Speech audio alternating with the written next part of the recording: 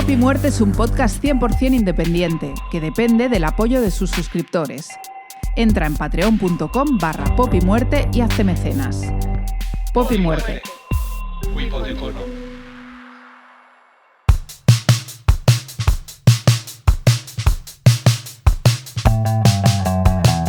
Necrofilia, yonkis imberbes, leches en coche y unos fans dementes, vómitos, disparos, caras verdes, la sobradía en putis no lamentes, socios del club de los 27, acordes y canciones deprimentes, el padre de Amy, Janis, Jimmy, sí, el martillo de Marvin, la fuca de Kurt, el siniestro de Aliyah, Tupac contra Big, el músculo arriba.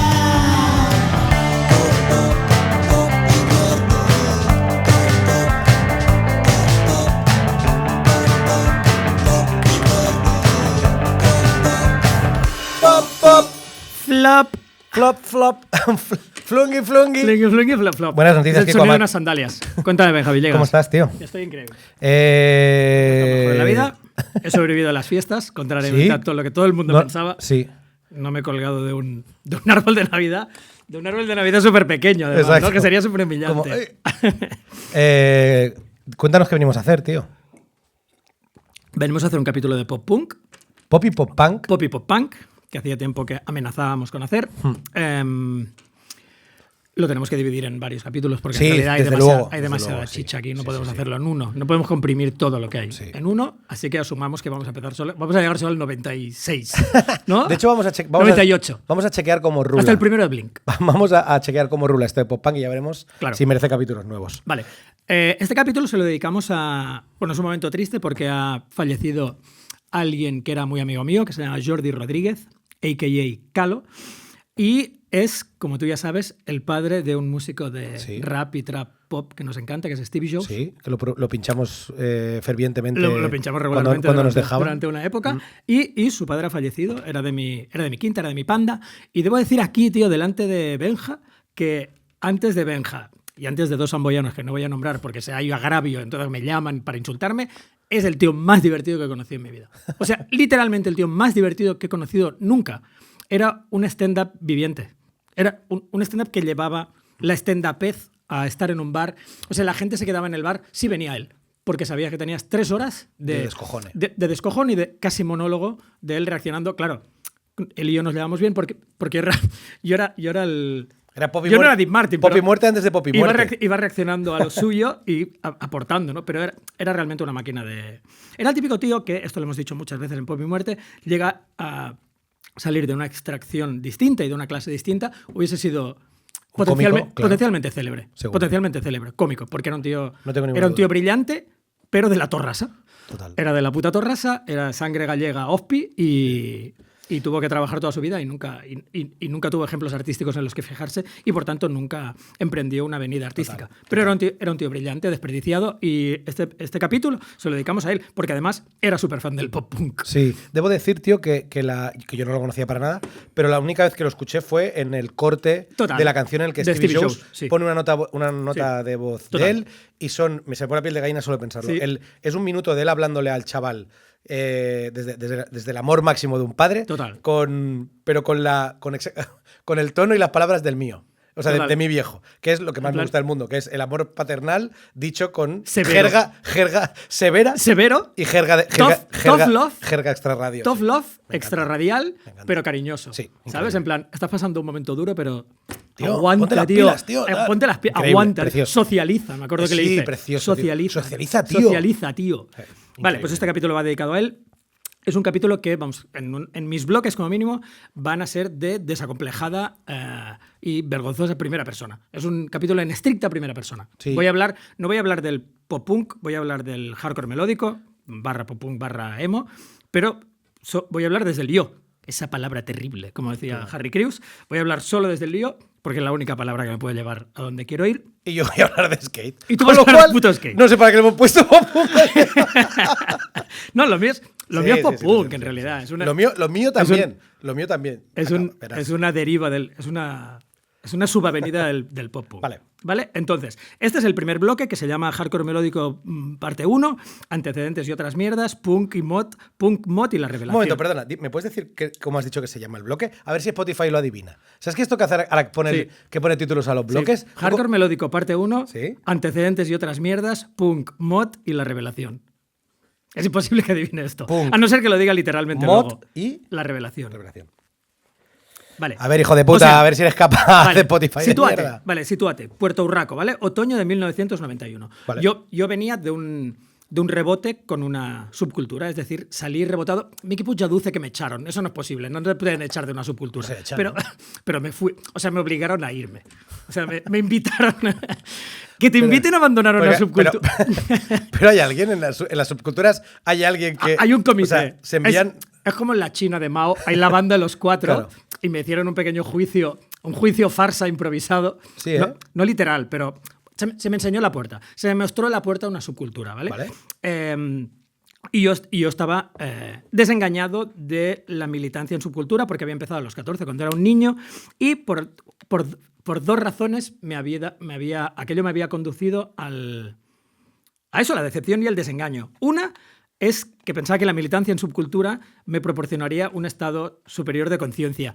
Es una subnormalidad, pero yo lo creía así. Creía que solo por militar y por el conocimiento arcano que adquiriría militando en subcultura, eso me llevaría a un estadio superior, tal cual.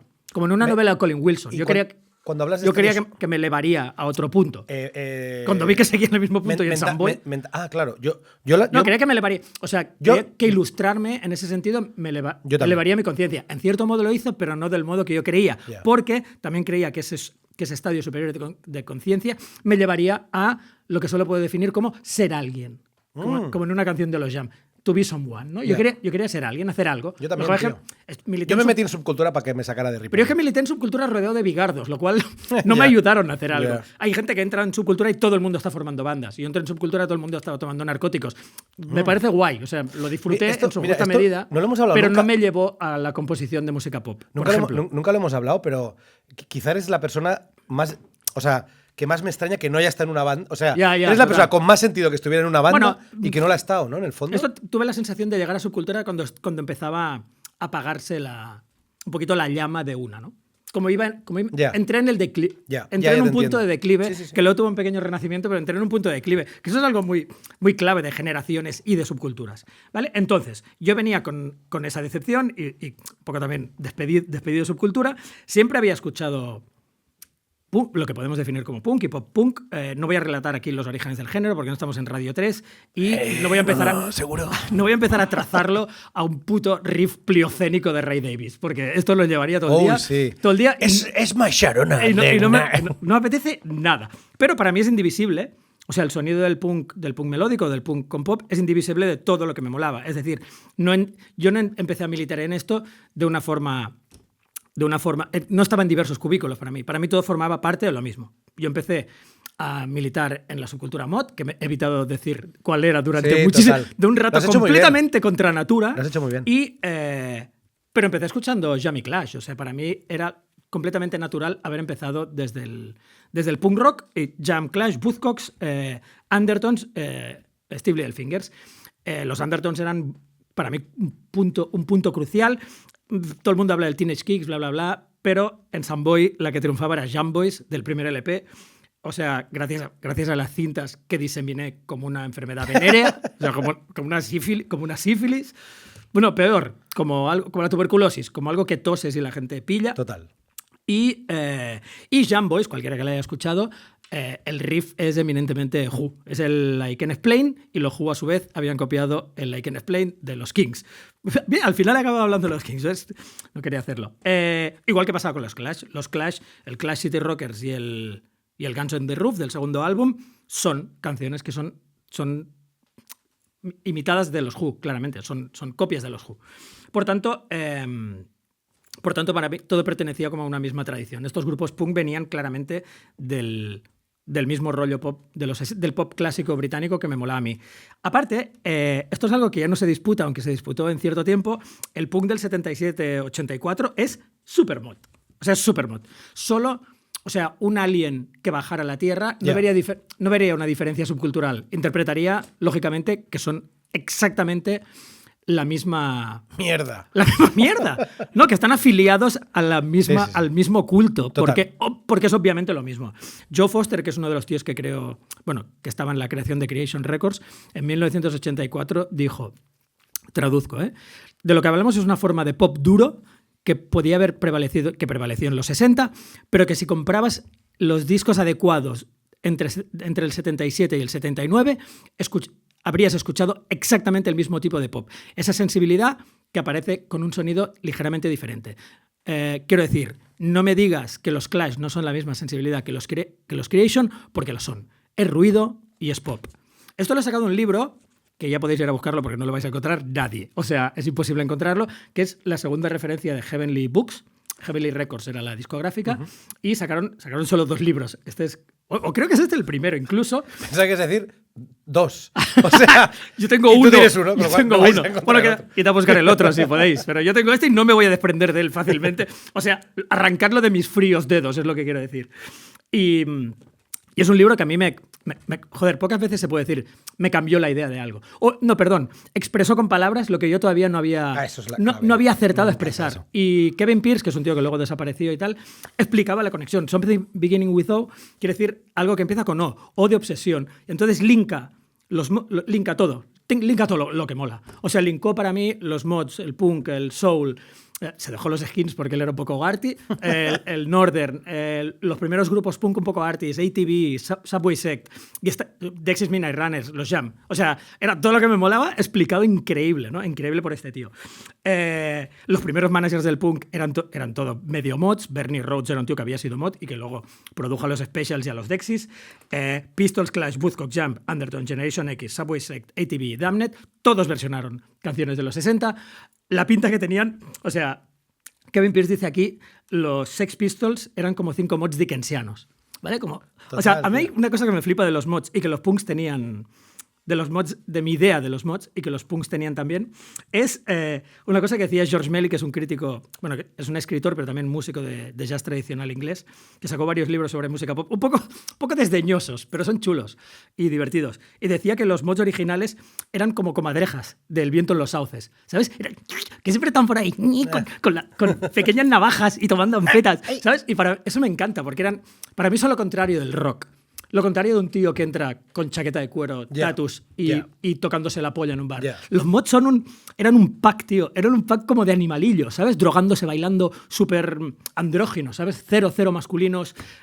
Lo sabían todo antes que nadie, tenían todos los discos, tío. Y me gusta esa sensación de, ¿sabes? De culto secreto, tío. De tíos que están en un rincón del club y lo saben todo antes que nadie y están ahí drogándose, completamente desinteresados en el fornicio. O sea, nadie ha follado menos que los mods de los 60 porque tomaban anfetaminas y la picha se les volvía retráctil. Claro. Por eso llevaban esos hipsters, porque, o sea, es una línea plana, claramente. Sí, claro. Es solo porque el sulfato de anfetamina te reduce el tamaño penil, ¿vale? Y lo tenían todo. Eran niños porque la media edad de los mods originales es de 14, tranquilamente, de 14 a 17. El viejo del club tenía 18 en los mods, así de claro. Y a los 20 es que ni podías entrar en el club. O estabas muerto a los 20, seguramente, como Pete Miden. Jerga hip todo el rato, speed, pelo corto, tío. Es que, ¿de qué te estoy hablando? ¿De mods o de punks? Es que es lo mismo. Pitillos, odio patológico a los hippies, como decía Kevin Pierce, discos raros, riffs angulares. Mira, son los grupos. Subway Sect, Cardigan Rojo, los Looks, Cardigan Rojos y Martins. Generation X, Dianas en camis, Dianas en camis sin mangas, el Billy Idol, guapísimo. Pantalones rosas, creepers y pelo pincho. Con diseños, los Woodcock, diseños geométricos en plan Mondrian y camisetas pop art, Dianas también, todos con unos flequis brutales, de los Jam ya ni puto hablamos, porque ni me pongo, porque eran porque claramente militaban, entre comillas. Y los Steve Little Fingers un poco lo mismo, y encima metieron trompetas. Muchos de estos grupos acabaron todos metiendo trompetas. Los Steve Little Fingers en el Go For It del 81 ya metieron trompetas. Y la sensación general es un poco todo Who, tío, o los Ice, que son un grupo de los que habla Kevin Pierce. Los Ice eran un grupo de sub-Who que iban con jerseys de rugby con ojos gigantes cosidos aquí y parcas rosas. O sea, es protopunk en 1966. Claro. Y además esto es una tradición que no muere. no muere porque los libros de música y los libros de rockeros tienden a... Les gusta como clasificar hasta tal año, ¿no? Los mods de tal y tal, pero eso no es así, los humanos no son así. La gente evolucionaba de forma orgánica en sus barrios. Uno que había sido skinhead, luego era smoothie, luego era un poco hippie, luego era como un colega que va cambiando de cosas porque, yo qué sé, porque ha entrado en la uni y de golpe un día viene con una camisa, se ha dejado los botones fuera de la Ben Sherman, ¿sabes? Y empieza a llevar looks y luego los demás... Esto no se hace un edicto. Los looks son... aquel día se acabó, ¿no? Exacto. Terminamos con esto. Es todo súper fluctuante y gente pero permanece. Pero suele ir a algún otro sitio también, ¿no? Claro, y aparentemente desaparece, ¿no? Llega el rollo hip en el 67, termina todo, eso es mentira. Porque, por ejemplo, los Hammersmith Gorillas, que habían sido un grupo mod, continúan haciendo pub rock. O sea, el pub rock, que precede al punk rock, viene de lo mod. O sea, es que esto es una línea recta, en realidad, que no termina con los hippies. Los hippies están por ahí en medio, nadie les presta atención, se les zurra de vez en cuando si hay algún skin pasando por la boutique, pero nada. ¿Vale? Entonces... Esto es para establecer una línea clara para que se vea que no hay una ruptura. Para mí no hay una ruptura abrupta, sino que todo forma parte de lo mismo. Y el hardcore melódico también. Cuando llega, y volvemos a Puerto Rico en 1991, yo había salido, como decía, me había desintoxicado de la subcultura mod y estaba como medio místico, además venía de la mili. Y también, esto es muy importante, he aprendido a explicarlo con los años. En el momento no me daba cuenta que esto era así. Yo necesitaba explicar mi desvalidez. Es decir, en la música que había escuchado y el acercamiento subcultural a la música que yo escuchaba, no había sitio para la pena. Nada de lo que escuchaba, exceptuando unas cuantas baladas de los Jam, lo que escuchaba era música, como lo que hemos dicho mil veces de la retórica, que con la anécdota intenta cauterizar el dolor. La música que yo escuchaba era música eufórica que pretendía curarte a través del gozo y la felicidad de estar vivo, y eludía, exceptuando algunas canciones de Soul Tristón, eludía tocar directamente la melancolía, ¿no? Es todo lo contrario que Pero hacía. Claro, yo era... Todo lo contrario a lo que hacía yo cuando estaba triste, que mi madre me decía, ponte algo de música alegre, tío. ¿No? Mi madre si hubiera sabido, me hubiera dicho, hazte mod. Claro. Eso te cura, saco. Lo que pasa es que las resacas de anfeta me devolvían la pena, pero era otra pena, era una pena añadida. ¿Vale? Todo esto para decir que yo arrastraba como un bagaje, como un remanente de pena infantil que no había... Y nunca había llegado a escuchar a cosas como Les Smiths, porque para mí eran música universitaria, y aunque con los años se han convertido en uno de mis grupos favoritos, en aquel momento, yo, primero, no pillaba la ironía y el humor negro subyacente en la mayoría de letras de Morrissey, y segundo, que me parecía excesivamente arte. Yo no quería que perteneciera a mi tradición. Con lo cual, yo solo había encontrado la salida en eso, en la velocidad, la arrogancia y el puto humor, por ejemplo. Y me quedaba como una remanente de melancolía que no sabía dónde meter, y no había ninguna música que me lo enseñara.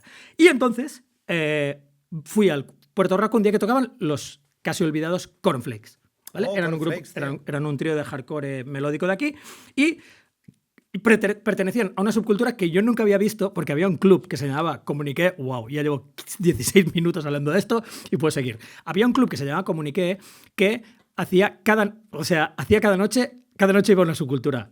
Era tal cual. O sea, si ibas en un día alterno y entrabas a otro club. Había un día goth, un día hardcore, un día mod, un día garaje, un día... Y claro, yo siempre iba no me acuerdo qué día, los jueves. Entonces nunca había ido un martes, que era cuando había la fiesta homenaje a los Misfits. Con lo cual había una subcultura que yo no había visto. Nunca nos habíamos cruzado, ¿sabes? Claro. No estaban en mis conciertos ni yo en los suyos. Y de golpe vi una nueva subcultura. Claro, llegué ahí... No me recordaban exactamente a los mods, pero ya entonces me di cuenta que había penetrado en otro culto secreto. Era otra cosa. Había peña con melena, bermudas, skates, media de edad. O sea, habían reducido la media de edad de los mods. Allá había peña tranquilamente de 12, 13. Total. Eran niños. O sea, sí. Niños. Yo tenía 20, había gente mucho, mucho menor que yo. Y lo que te decía antes, aunque a primera vista no se parecían en nada a muchos de los referentes estéticos que yo acarreaba, un alien no hubiera dudado en decir, esto vuelve a ser lo mismo. Es lo mismo de lo que vienes tú, con pantalones un poco más holgados, un poco de frío, imagino, un poco de frío testicular, porque era noviembre y todo el mundo iba en calzón corto, pero era lo mismo. Y el pop, que era lo mismo que decía Joe Foster. Era pop duro, pop veloz y melancólico, en este caso, melancólico.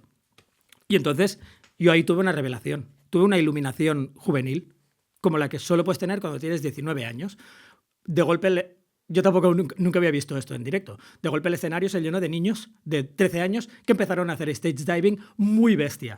muy de golpe. Y te juro, tío, es uno de esos momentos cambiavidas que me emocioné en tiempo real, no luego con nostalgia de viejo, en plan, nuevo que emociona. No, me emocioné en tiempo real, pensé, esto es increíble. Dije, me acuerdo literalmente que dije, aún no sé qué es esto, pero ¿dónde se firma? O sea, quiero pertenecer a esto, quiero entender qué es y quiero curarme con esta nueva tristeza y gozo adolescente, ¿vale? Quiero formar parte de esto porque esto me habla, o sea, me apela directamente a mi sensibilidad. Y volví a sentir lo que había sentido a los 15 en la puerta de Minsti. O sea, directamente una aparición mariana en forma de subcultura.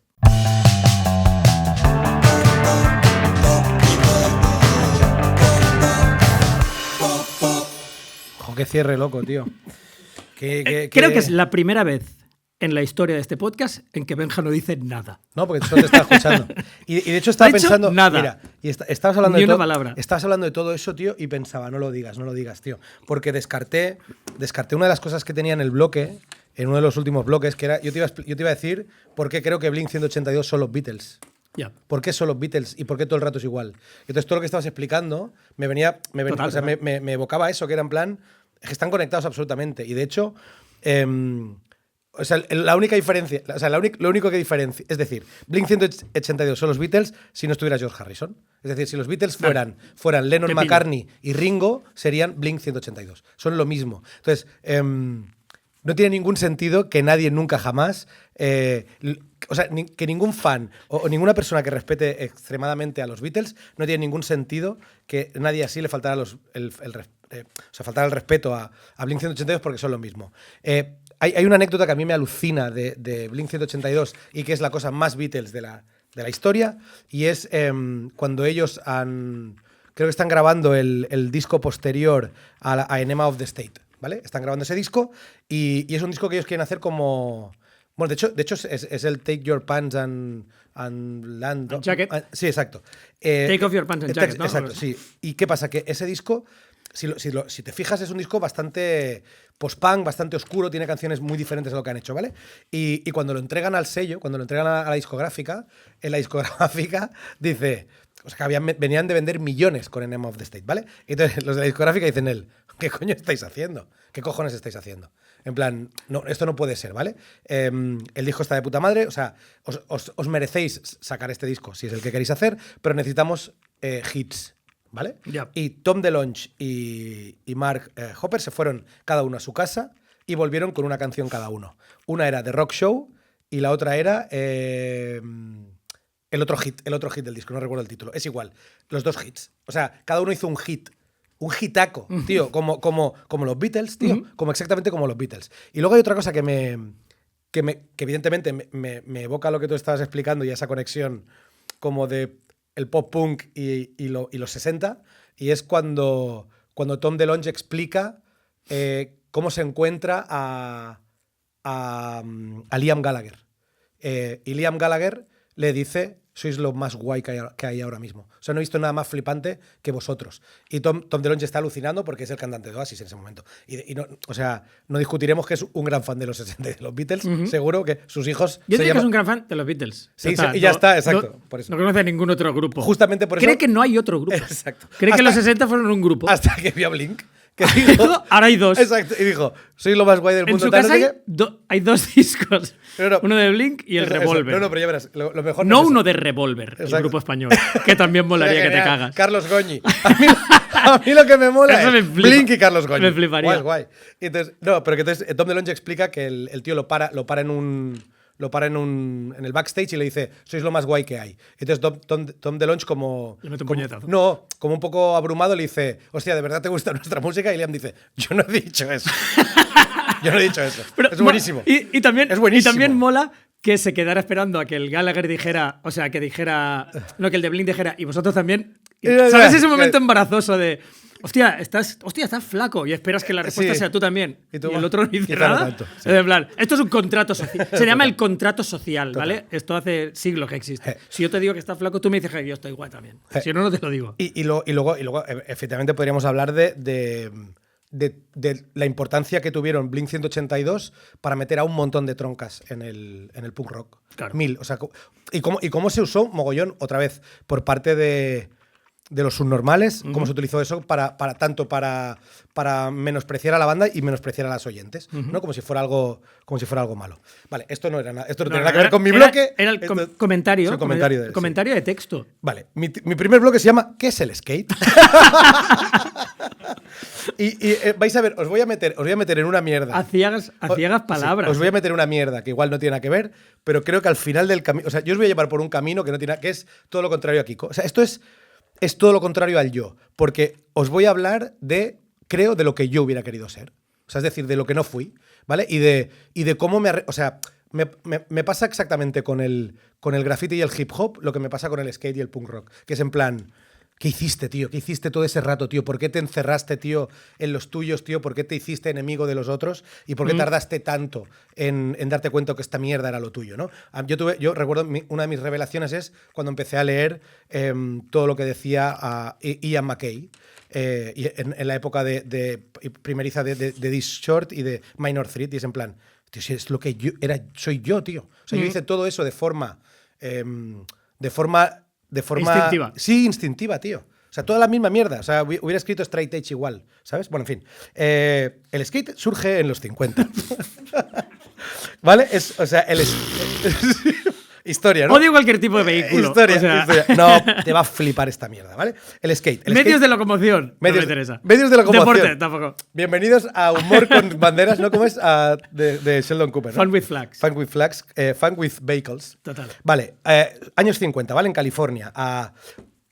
O sea, como sabéis, el surf es una cultura californiana increíble en los 50, va relacionada con la música, es algo súper local, en realidad en todo el Pacífico, ¿no? También en Hawái. ¿Qué pasa?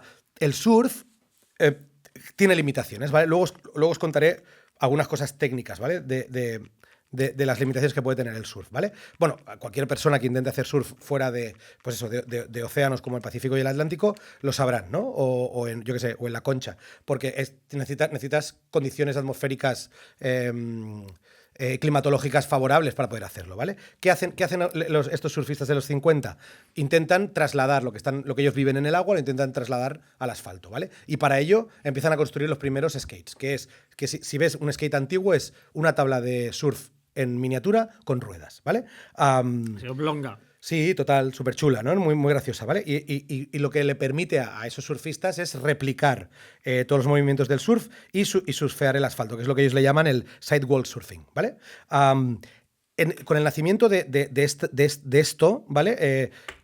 La popularidad del mismo empieza a crecer y consigue como un pico en los 60. De nuevo, volvemos, ¿vale? Sobre todo en parte a que se generan las primeras competiciones. El hecho de empezar a competir hace que se popularice, como siempre. Los americanos son lo mejor en eso, ¿vale? Pero ¿qué sucede en los 70? En los 70 el skate ha tenido varios momentos como de caída, ¿vale? Tiene cumbres y luego caídas. Sí, y siempre, tío, renace con algo más flipante y mejor. Creo que ya lo comenté en Jackass. En Jackass, claro. Pues esa era como hiciste una clase magistral. También, sí. Pero esa fue la caída previa a los 90. Esta es la de los 70, ¿vale? En los 70 el skate ya es considerado una moda pasajera e infantil. La peña en Estados Unidos lo compara con el yo-yo y el hula hop. O sea, pensad en ello, ¿vale? O sea, en tono de mofa. No, en serio. ¿En serio? O sea, la peña piensa que es una cosa para niños como las canicas. Vale. ¿Sabes? Y claro, y tú ahora que tienes la perspectiva del tiempo piensas, bro, en las últimas Olimpiadas se compitió y no hubo yo-yo ni hula hop, ¿vale? Pero yo pienso que hubiéramos hecho lo mismo. Sí, seguramente. Hubiéramos dicho, estos críos, esto es para estos niños. Sí. Dejad de hacer ruido delante de mi puerta, joder. Exacto. Pero, cubo de agua. Y aquí creo que va a empezar lo que te mola. ¿Pero qué pasaba en esa época de los 70? Que había peña todavía haciendo skate. Claro. ¿Y quién hacía skate? Los putos taraos, tío. Los taraos, por supuesto. Los marginados y los nerdis de kilo, ¿vale? Y es en ese contexto, tío, donde empiezan a hacer un grupo de críos, tío, niños muy pequeños, de familias working class, de familias disfuncionales, del South Side de Santa Mónica, ¿vale? Que no tienen nada que ver con el norte de Santa Mónica, sobre todo en esta época. Aún hoy... yo cuando he ido a Los Ángeles varias veces y te mueves entre el Pier de Santa Mónica y Venice Beach, todavía hay como una, o sea, aunque es cool y hay cosas fancy, todavía son unos barrios un poco que haces hostia, tío, de noche me da canguelo, tío. ¿Sabes? Hay que decir, son jodidos. Como nos dijo nuestro tercer hombre Willy el otro día, aceleras un tanto por ciento la velocidad cuando atraviesas tal barrio, ¿no? Exacto, correcto. Te das cuenta que tu paso se ha acelerado. Exactamente. De hecho, un 1%. Estos chavales se crían en el barrio, en un barrio en la zona, en el territorio conocido como Dogtown, ¿vale? Que comprende el sur de Santa Mónica, el Southside, que es la parte pobre, Venice Beach y Ocean Park, ¿vale? Estos chavales son peña que no tiene ni un puto duro y que lo que hace es arrancar ruedas de patines roller para collarlos en trozos de madera. O sea, ni tablas, ¿vale? Trozos de madera. Esto es, tío, empezar a entender lo que vas a hacer desde el principio. O sea, esto es increíble. Esto es como si alguien que quisiera empezar a tocar la guitarra se la hiciera. Es increíble realmente. Claro. O sea, es brutal. Porque no se me ocurre una manera más flipante de empezar a patinar que es collándole tú las ruedas a una tabla. Claro. O sea, es casi de locos. No es primitivo, pero me encanta. ¿Vale? ¿Qué pasa en esa época en los 70? ¿Vale? Que la peña más cool, los tíos más guays de esa zona eran los surfistas. ¿Vale? Que lejos de parecerse a la imagen como estereotipada y lánguida y hippie de los 50 y 60, los de los 70 son peña colgados. Se llaman beach bums. Vagabundos de la playa. Peña chunga y marginal. Peña que no pegaba un palo al agua. Bueno, que había rehusado pegar un palo al agua. Total. Ya estaban todo el día con tejanos recortados. Sí. Peña marginal, chunga oxigenado. Y durísima, tío. Y súper territoriales, tío. En plan, just go home. O sea, locals only. O sea, total. En plan, aquí no entra nadie, ¿vale? Y aparte que es un deporte, o sea, que te puedes matar. Sí, total. Un deporte peligroso. Total. Y ahí voy. Que justo a principios del siglo XX, tío, hay un urbanista que se llama Botchini, tío, que es el que le da nombre a la avenida principal de Venice. Este tío, cuando llega a California a principios del siglo... en el 1903, él tiene la intención de crear una ciudad europea, en una Venecia, y de hecho... Es muy curioso porque tú cuando vas por una de las avenidas, una de las calles principales de Venice, hay soportales italianos, o sea que es una cosa peculiar. Y luego, por supuesto, en la parte interior de Venice es que hay canales. El tío metió góndolas allí, ¿vale? Pretendía hacer esto. Y con toda esa urbanización de la Venecia californiana, creó mogollón de parques de atracciones y tal. Y todo esto fue ultra célebre y ultra famoso durante toda la primera mitad del siglo XX, pero se arruina y llega a la mierda en los 60, ¿vale? Eso que hace en los 70 son parques de atracciones fantasma. O sea, todo está destruido y deteriorado. Hasta el punto que las playas, las calas, tienen las vigas de los antiguos parques de atracciones rotas. Y estos tíos surfean entre medio, tío. Uh-huh. Las imágenes de los 70 me se pone la piel de gallina. Es increíble porque te puedes matar. Para verse matado. Sí, es todo lo contrario, insisto, es todo lo contrario a la imagen lánguida que tú tienes de un surfista. O sea, es peña, esquivar, claro. Hacerte polvo. Y es cualquier tipo de profesionalidad. Exacto, total. Y entonces una cosa de la que habla la peña que sobre todo estos chavales, ¿no? Que se admirallaban, ¿no? Con esta peña, que flipaban con estos pavos, nunca he visto tantas tablas de surf rotas. O sea, tú salías un día a surfear y todo el mundo tenía que parar porque se les había roto las tablas por las condiciones de peligrosidad en las que lo hacían, ¿vale? Y una última cosa. A toda esta marginalidad, pues eso, o sea, de clase precaria, hay que añadirle que a principios de los 70 el surf está prohibido. O sea, el surf se prohíbe. O sea, hay una ley que prohíbe surfear en las playas del sur de California. Con lo cual, haces una cosa peligrosa e ilegal, ¿vale? Este es el planteamiento. Así empieza a ser mucho más punk rock. Total. Y entonces, ¿quiénes eran estos chavales? Estos chavales de los que os he estado hablando todo el rato tienen un nombre y son conocidos como los Z-Boys, los Z-Boys de Dogtown, ¿vale? Estos son, voy a decir los nombres porque hay que respetar a la gente. Estos tíos son muy importantes. Son Shobo Kubo, Bon Viniak, Nathan Pratt, Stacy Peralta, Jim Muir, Allen Charlo, Chris Cahill, Tony Alba, Paul Constantino, Jay Adams, increíble, Peggy Oki, la tronca más alucinante del mundo. O sea, la tía más guay del mundo, ¿vale? Es una Z-Boy. Y Wenzel Rum, ¿vale? En el 72, en medio de esta prohibición de la que os hablo y del rechazo social hacia el surf, hay tres veinteañeros, tres tíos de 20 años, que se convierten en fabricantes de tablas de surf, ¿vale? Y hacen las tablas de surf más alucinantes y revolucionarias del sur de California. Los fabricantes son Jeff Howe, que es otro asiático norteamericano, Skip Englund y el artista gráfico Craig Stesic. Apuntaros este nombre, ¿vale? Stesic. Y abren una tienda en Dogtown que se llama la Zephyr Shop. Y este sitio se convierte... O sea, son revolucionarios, tío. Lo revolucionan todo. ¿Lo revolucionan por qué? Uno, porque empiezan a hacer unas tablas que no se habían hecho nunca. O sea, la tabla de surf, eso lo sabemos cualquiera que no hemos hecho surf. Cuando tú ves una tabla antigua de surf, es diferente a las modernas. Estos tíos hicieron las tablas modernas, ¿sabes? Y el Jo era el diseñador de las tablas y las hacía probándolas, tío. O sea, el tío hacía una tabla, se iba al agua, la probaba y se volvía al taller. Esto es alucinante, ¿vale? Y lo que más molaba de la Zephyr Shop y del diseño de esas tablas es que Stesic, el artista, recogió toda la imagen gráfica del barrio, tío, y lo llevó a las tablas. Los tags, tío, los grafitis tagueados de la ciudad. ¿Qué más? Ah, sí, los grafitis. Y sobre todo, los colores como los degradados de los coches de las gangs chicanas de Venice. Todo eso se lo llevó a las tablas. Es rumbroso, ¿no? Guapísimo. Con los relieves, con los degradados de color, los colores alucinantes. Claro, se llevaron... O sea, bueno, es que eran... O sea, la tienda era tan badass como eran los surfistas. Entonces, claro, ¿qué pasa con estas cosas? Lo hemos hablado 1000 veces. Esa tienda pasa de ser una tienda a ser un club. Es un club social. Tío, es un puto club social. La gente va allí, y todos estos chavales de 13 y 14 años encuentran un lugar al que ir.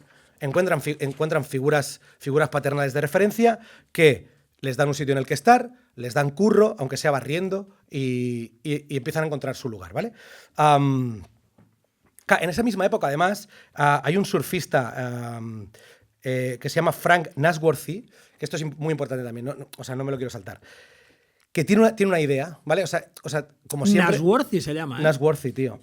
Claro, siempre, ya lo sabéis, cualquier momento...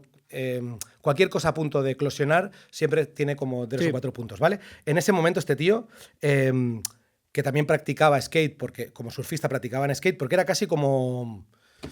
Bueno, era el entreno fuera del agua. O sea, patinar era el entreno fuera del agua. Y este tío dice... Creo que las ruedas de arcilla, que era lo que se había utilizado toda la vida para patinar hasta entonces, tanto en rollers como en skate, son una puta mierda. No se puede patinar en este sitio, te revientas, enseguida te caes, no sé qué. Y el tío sustituye las ruedas de arcilla por unas ruedas de uretano de petróleo, ¿vale? Y crea su propia marca, que son las ruedas Cadillac. Y es una revolución, tío. O sea, lo cambia todo, otra vez. ¿Sabes? En plan, en todo ese momento, con lo que está pasando alrededor de la Zephyr Shop, aparecen estas ruedas, ¿vale? Todos estos críos que te hablaba, los Zit Boys, ellos aspiraban a ser surfistas, el surf era todo. O sea, ellos lo único que querían hacer era surfear. Pero claro, para surfear tenías que madrugar y tenías que surfear antes de las 10 de la mañana. Después de las 10 de la mañana ya no se podía surfear. Entonces es cuando los chavales dicen... implica madrugón, ¿eh? Madrugón, bueno, claro, madrugón y según cómo... Y si no hay deja haberlo dicho lo primero, ¿sabes? Porque yo estaba ya a punto de firmar, ¿eh? Pero hay que madrugar. Y entonces los chavales dicen... A mí me deprime, a las 5 de la mañana no... 8. Sí, es 8 máximo. Prontísimo, tío. 8 máximo. Sí, neopreno, frío. Uf. Claro. No, ni neopreno, ¿no? Estos a lo mejor ni neopreno. Bueno, iban con neopreno, pero luego mitad quitado, ¿no? Medio quitado, como un peto. Está todo guapo. Tren superior increíble, claro. Vale, los chavales que deciden pues empezar a patinar a saco. Fumando. ¿Vale? Yo me los imagino seguro. surfeando y fumando. Agua. En el agua. Apagándolo. Smoke on the water, literal. Smoking on the water, total. Exacto, entonces deciden empezar a patinar a full. O sea, y replican todo. Los tíos se van a las colinas para poder conseguir la velocidad de las olas y ponen, y esto es guapísimo, porque utilizan conos, tío, para poder replicar los palos que hay en el agua, claro. Tío. O sea, para poder tener las movidas, ¿vale?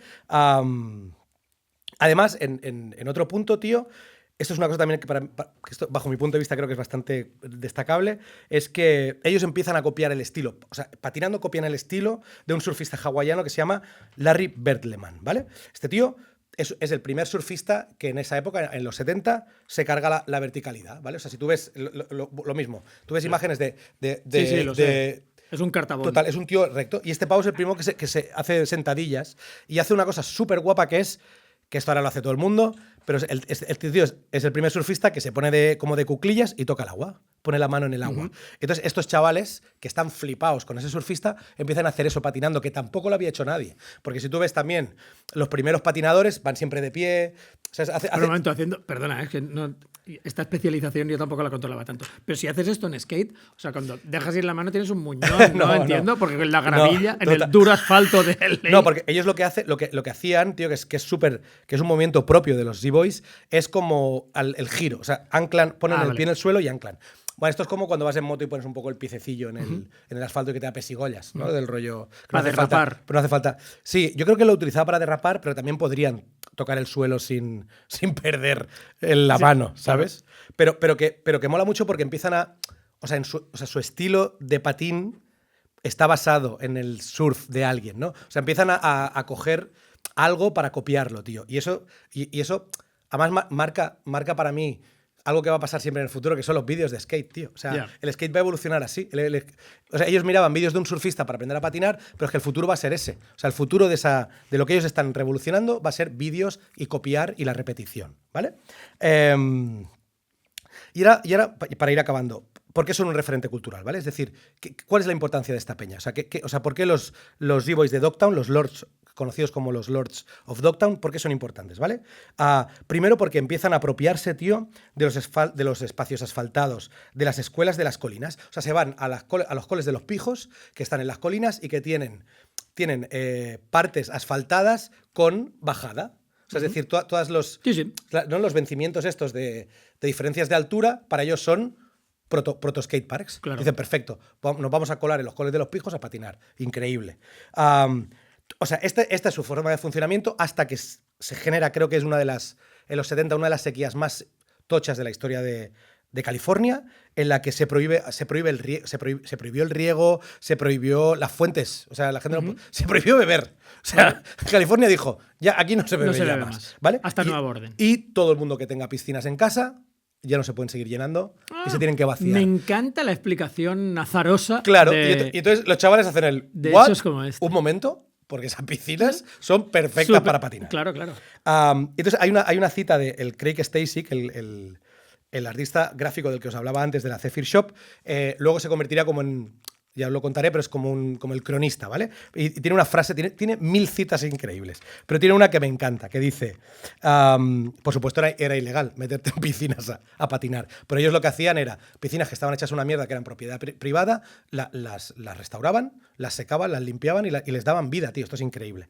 Stasic dice, por naturaleza, los skaters son guerrilleros urbanos, transforman en herramientas cotidianas los restos inútiles de la tecnología y reutilizan la infraestructura del poder gubernamental y corporativo de formas que sus creadores nunca llegaron a imaginar. Esto es flipante, tío. Es lo que exactamente son esta peña, tío. Es peña buscando dónde poder desarrollarse, tío, con lo que hay. Que esto me flipa, ¿no? Siempre hemos hablado de la limitación, ¿no? Y de cómo la limitación desarrolla la creatividad, ¿vale? Y luego la otra cosa que me alucina, Kiko, que creo que te va a encantar también, para esta peña que participaba en competiciones y no siempre las ganaban. Lo importante era el estilo, tío.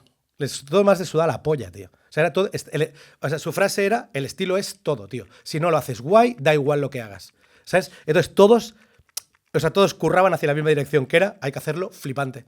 O sea, me da igual si la acrobacia que haces es súper acrobática, pero es fea. Claro. O sea, es importante que sea preciosa. Entonces, que tú ves los vídeos, tío, Super 8 de esta peña en los 70 y es una preciosidad, tío. Visten increíblemente guay. Visten como van a vestir. ¿Cuál es el look? El look ya es, deportivo. El look es Vans OBS, calcetín blanco, pantalones de pinza, camisetas de algodón, pero de un color. Porque los primeros también había muchos punkis muchos escateando tejanos, y muchos tejanos pitillo. Sí, pitillo. total. Y también y mogollón de pantalón muy huevero, muy corto, con calcetín muy alto. Porque la peña del hardcore iba con pantalones estrechísimos pero y los, escateaba. Pero los Z-Boys, tío, eran melenudos, o sea, greñas oxigenadas o quemadas por el sol, con camisetas de algodón de un puto color, pantalón marrón de pinza y unas OBS, tío. Es el mejor look del mundo. Pero también viene de la Ivy League. De la que hablamos en nuestro capítulo. En nuestro capítulo. Total, tú lo hablaste. Poppy. ¿Cómo se llama? Poppy camiseta. No, Poppy ropa. Poppy Bambas. Poppy Bambas. Tú hablaste de Poppy Bambas. Pero es que además es increíble porque las OBS es lo mismo. Ellos las cogen porque les va bien para patinar. O sea, ellos dicen, perfecto, Bambas de suela gorda. O sea, ya no puedo seguir patinando con Converse, necesito esta marca, ¿no? O sea, que siempre ha sido como ir cogiendo cosas, tío, piscinas de peña. En Pop y Bambas. Chupas. ¿En Pop y Chupas fue? Sí. Ah, puede ser, sí. Y Pop y Bambas fue También. después. Ah, claro, es verdad. Ivy League fue Chupas. Lo dijimos en Es verdad, es en verdad. los dos, Siempre lo ¿no? decimos. Siempre lo Y en decimos. Pop y Gorras también Siempre se habla de la volveremos. Ivy League. en este. También volveremos, sí. Y además, y otra cosa que me flipa mucho, que esto es lo de matar al padre, es que minimizan el estilo anterior. O sea, se cargan el estilo anterior. Y, insisto, la tronca que os A mí me encanta la gente que no rinde pleitesía a la tradición Total. Inmediatamente anterior, aunque sean lo mismo. Eso, claro. Defecar en la Total. memoria del mentor o del padre es indispensable para desarrollar tu propia cosa. Total. Esto es increíble porque tú ves una competición de esa época y todavía hay tíos patinando haciendo como el pino en el patín, que es súper 50, súper 60, Claro. ¿no? O lo de poner, no lo habréis visto, un pie en cada patín, ¿sabes? Y ellos es... Claro, esto es ellos circense. esto Es circense, y claro. Y estos son unos pavos súper Es agachados, uncool, es dando vueltas claro. alucinantes y muchas veces no ganando las competis. Claro. Que esto es muy guay. Son los Es decir, Shadows, de nuevo los Shadows y los claro, Beatles. exacto. O sea, es como convertirte en célebre sin ganar, tío. Esto es guapísimo, ¿vale? Vale, esta revolución se lleva algunas cosas por delante, ¿vale? ¿Por qué? Porque las marcas, las grandes marcas y los grandes fabricantes dicen, queremos a estos tíos.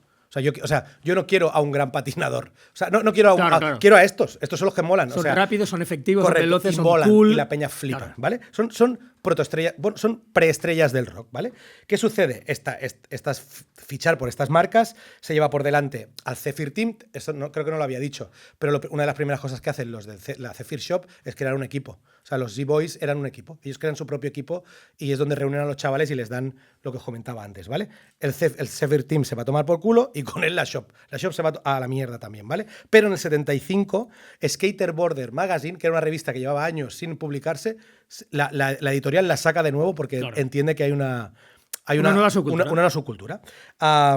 Y la resucitan, ¿vale? Y entonces, Craig Stasic, el artista que copiaba los coches de Venice para las tablas y que tiene la cita esa tan flipante que os decía, se convierte como en el fotógrafo y cronista principal de la revista. Claro. Y de nuevo él vuelve a hacer otro tipo de fotografía completamente distinto. O sea, tal y como entendemos la fotografía de skate hoy en día, lo empieza él. Pero no lo había hecho nadie antes. Y sobre todo hace una cosa guapísima, que esto lo explican increíblemente guay Ian McKay y Henry Rollins, y es que él empieza a hablar de una cosa súper local que solo pasa en California, la empieza a contar de una manera que todo el mundo... O sea, creo que es el Henry Rollins que dice, yo era un chaval de Montana y quería hacer esa mierda. Dije, o sea, me lo contó a mí. O sea, me dijo cómo lo tenía que hacer yo también. Son súper míticas las imágenes de Rollins y McKay currando en el Häagen-Dazs con el monopatín. ¿Sabes? Pero es que empieza así. Con la cami de Häagen-Dazs. Exacto. Ellos empiezan ha llegado la Coca-Cola. Gracias. Ellos empiezan a patinar porque hay una revista que les explica que se puede patinar. Claro. Hay una imagen guapísima, tío. Bueno, y esto te entra, en muchos casos, en la iluminación cultural te entra, a veces te entra por sonidos, pero muchas veces te entra por imágenes. Total. O sea, te entra de un modo visual. Tú ves un look, o ves una pinta, o ves una peña haciendo algo como arcano y misterioso, de culto, secreto, y eso es lo que te hay una foto guapísima. hace balanzarte sobre la cosa. Hay una foto guapísima, tío, porque en esa época, lo que os decía de los tags, ¿no? Es que además era una forma como de... que es muy también como de tatu, ¿no? Hacían unos tags, un lettering súper vasto en graffiti, en el que siempre ponían Dogtown, ¿vale? O sea, era un graffiti que ponía Town y Dog a través de la hora como una cruz, ¿vale? Entonces hay una fotografía increíble de una puta ciudad nevada estadounidense y han hecho lo mismo con nieve, tío. Yeah. Eso es guapísimo, tío, porque o sea, he visto ese graffiti en esa ciudad del sol que está a tomar por culo, y yo en mi puto pueblo lo voy a hacer con nieve, que es lo que tengo, ¿no? Y entonces todo el mundo empieza a patinar, y es donde en los 70 está empezando a unirse dos cosas increíbles que yo creo que van a ser hermanas, tío, que van a ser como indivisibles, van a ser como el rap, el graffiti y el break. O sea, van a ir de la mano completamente, porque los punks están empezando a mirar a los skaters y los skaters están empezando a escuchar a los punks.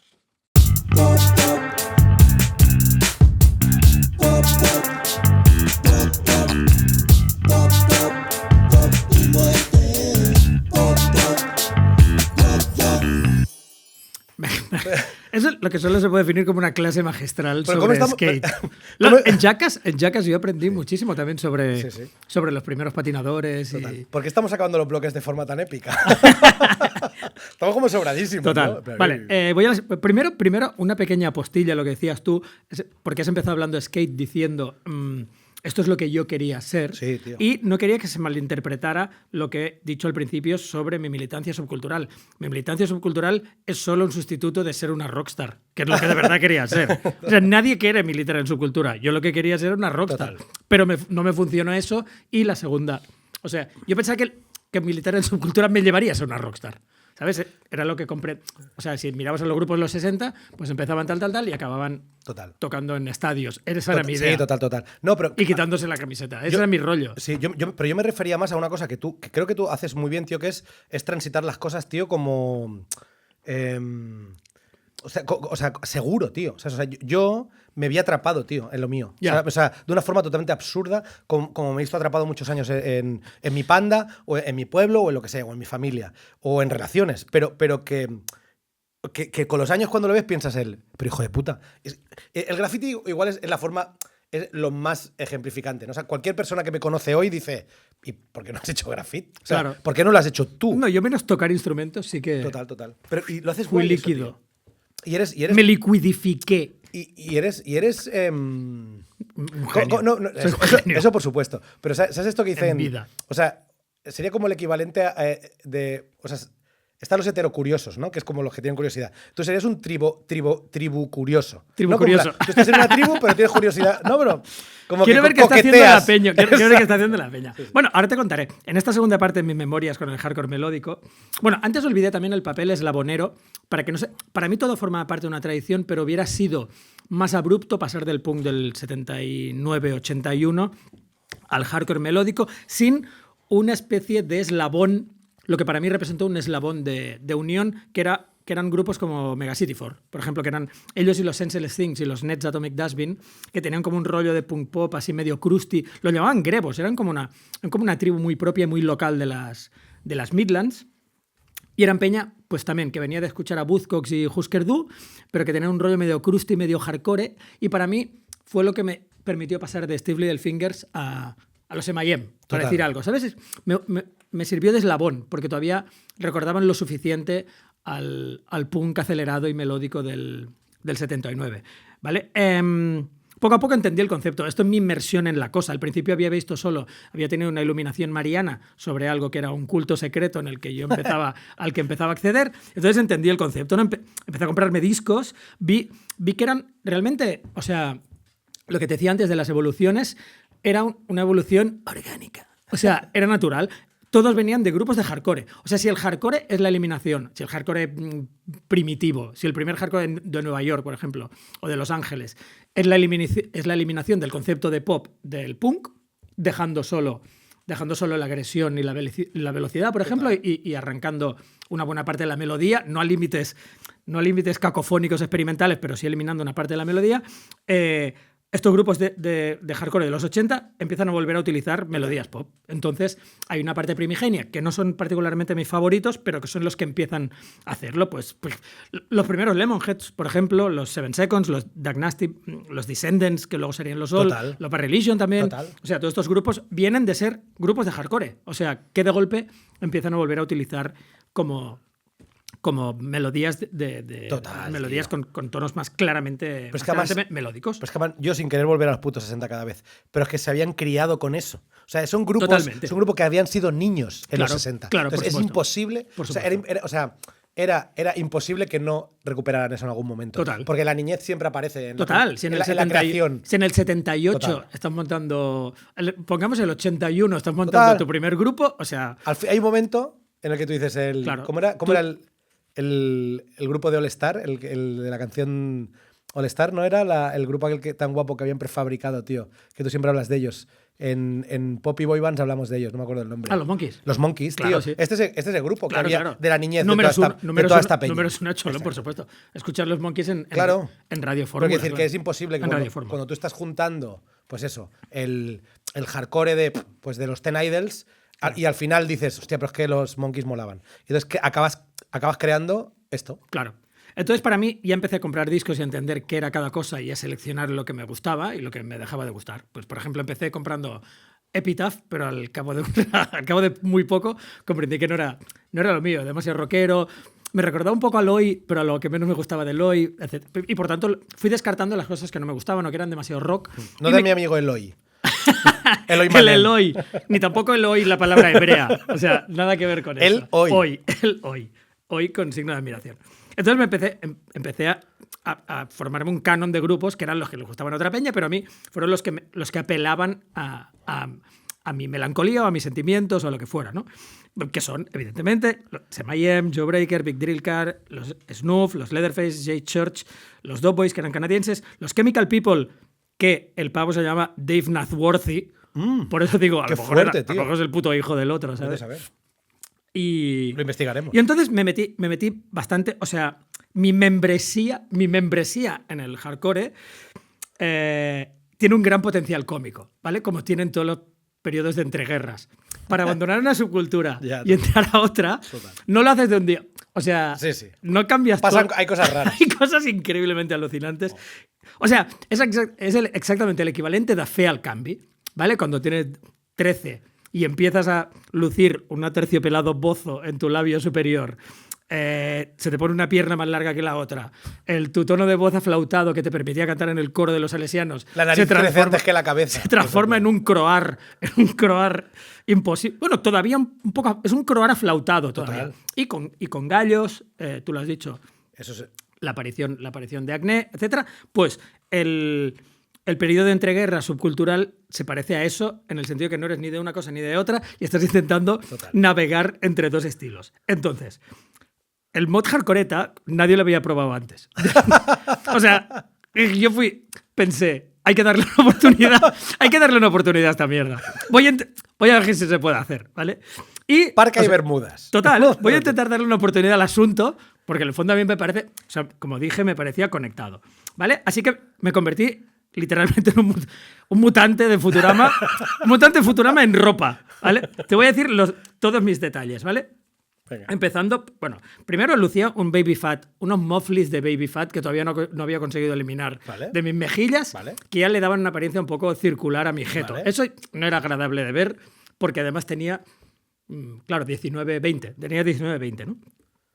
Y mi androginia juvenil, yo creo que por abusar de los donuts y el muesli y lo sedentario, se me había engordado el jeto, eso va a empezar. Llevaba el cráneo, llevaba el pelo al 3, pero con flequillo y una raya afeitada. ¿Vale? Llevaba una raya afeitada al estilo skinhead. O sea, ahí hay tres cosas. Hay un flequillo mod, hay un rapado posterior, que no sé qué coño es, pero es medio rave, y una raya afeitada, que además cuando llovía oficiaba de una especie de canalobra, porque el agua me caía por delante de la cara en una línea recta. Encima, en momentos, esto no me gusta recordarlo, en momentos particularmente graves de mi periodo de entreguerras, creo que lucí perilla. Hombre, claro, perilla, seguro. Medio grungy, medio acid jazzy, pero sin bigote. Claro. Solo perilla. Todos hemos pasado por ahí. Los Dog Boys, uno de los Dog Boys lleva una perilla solitaria y yo creo que también la llevé. He quemado todas las fotos en las que nadie me puede enseñar una foto de esas. Yo creo que he visto alguna. Llevaba una bomber verde maximalista, o sea, llena de parches, pero claro, en los parches había una gran confusión. Había parches de Northern Soul, parches de Misfits, Lambretas, uno de Buzzcocks, otro de Steel Little Fingers, una Diana Mod, otro de Bad Religion. O sea, voy a meterlo todo ahí. Total. Y una toalla de cerveza, ¿vale? Voy a meterlo todo ahí. ¿Qué pasa? Las camis oscilaban entre camis que venían del punk rock y lo mod, con una que me hice yo mismo que ponía Kill the Hippies en un cuerpo súper grande. O sea, era como la de Carter USM o la de Frankie Goes to Hollywood, pero en Kill the Hippies. O sea, se veía a una distancia, se veía varias lomas de distancia, lo que decía. La gente leía perfectamente lo que decía mi camiseta.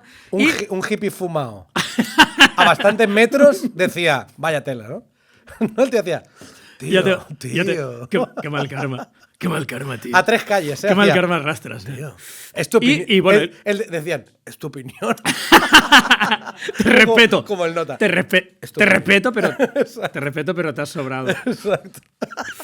Y camis de Bad Religion y el Kerplunk de los Green Day, bermudas de camuflaje, Bermudas y bomber. No, bermudas y bomber. Qué buen look, A tío. la vez, Adidas Special, que entonces solo llevaban los retrasaditos, la gente retrasada, o sea, discapacitados y gente que jugaba handball, porque Claro. eran unas bambas consideradas aberrantes, o sea, eran como feas, tener la suela muy delgada. Para la gente como tú, que creció con tu tipo de bambas, Claro, las Specials total. eran la puta mierda de Bueno, bambas. Y es casi la Y aparte antítesis- valían 4 chavos. Y la antítesis casi del hardcore, que es suelas muy gordas, además, ¿no? Claro, Como no. tal. Esto eran suelas finísimas de color marrón, goma de Total, sí, sí, sí. pollos Sí, y ese color aterciopelado azul descolorido que parece que les haya pasado algo. Pero O sea, a mí me alucina. algún- Eran mis bambas favoritas con gran diferencia, me encantaban. En Samboy- ahora no me las puedo. en Samboy, no me las Kiko- puedo ni permitir.